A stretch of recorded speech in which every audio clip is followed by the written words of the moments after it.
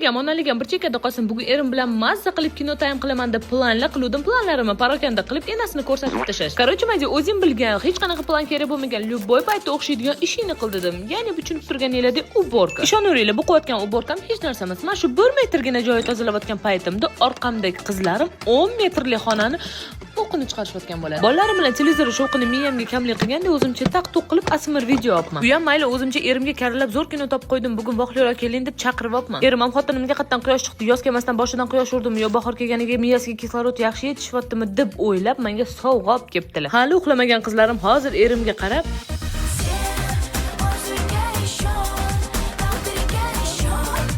deyishdi xullas. Bu yerda bo'lsa orqa fon har doimgidek qizdim. Boqini yumshoqida kreslamizani taqir-tuqurlarni bitta idishga soldim. Endi bo'lsa erim bilan miyamizda majlis ketyapti. Hazil qis boshlar, hazillashmayman. Bu narsani yig'ish juda ham oson ekan. Конечно, meni aqlim yetgan. Xo'jayinim o'zlari shaqalatib yig'ib tashladilar. Mana shu skelet ko'rinishini bilasam nimaga o'xshataymi? Xuddi ani qishda uchadigan chinami, chanami nima deydi, o'sha katta variantiga o'xshaydi.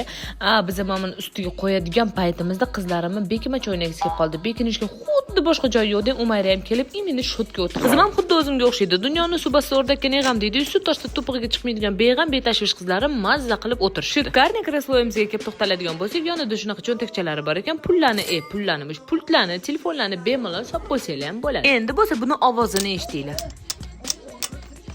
Tushunib turganinglardek oyog'inglarni qo'yib o'tirsanglar, oyog'inglarni tagidan qitiqlab massaj qilib o'tiradi.